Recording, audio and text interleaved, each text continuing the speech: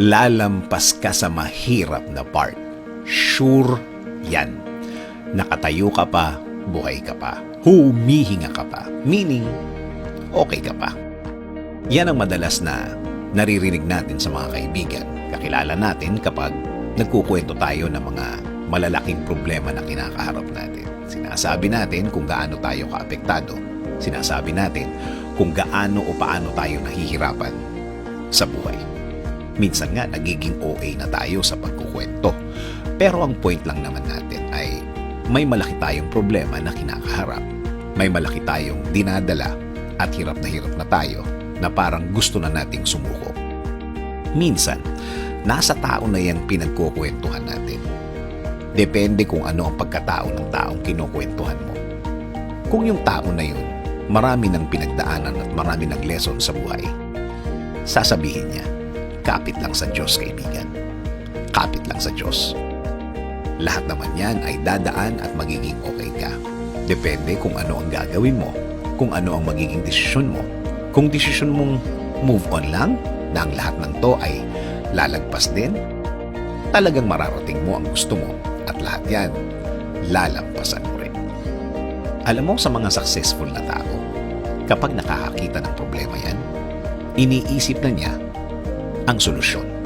Solusyon na pwede rin niyang i-offer sa mga taong parehas na problema at pagkakitaan. Oh, di ba? Lahat naman ng negosyo sa mundo, galing lahat sa malalaking problema. Problema na malaking-malaki at willing kang gumastos para makuha mo lang ang solusyon na kailangan mo. Example, marami ang gustong pumuti. Ano man ang reason niya, bakit gusto niyang pumuti? May gumawa ng whitening lotion o kaya supplements o kaya aparato na pampaputi. See? Lahat ng mga malalaking opportunity na naipanganak o naisip dahil yan sa problema. Dahil may nahihirapan. Dahil may pinagdadaanan ang mga tao. Sabi nga sa isang post, if there's a calamity, there's an opportunity. Well, wag naman sanang calamity. Problem sa araw-araw lang, okay na. Meaning, baka naman mali ang tingin mo sa mga problemang dumadating sa'yo. May opportunity to grow yan. Baka naman sign yan na hindi mo pa nakikitang problema. Baka naman warning na para magawan mo na agad ang solusyon. Baka naman nilalagay ka lang sa tamang kalagayan mo.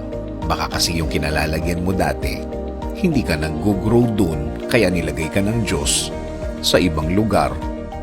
Baka naman may kailangan kang ma-develop na character at kailangan mo yan sa mga susunod na araw o kaya sa ikakapromote mo. Malay mo, wala namang nasasayang sa Diyos na pagkakataon. Lahat na nangyayari sa buhay mo ay may purpose.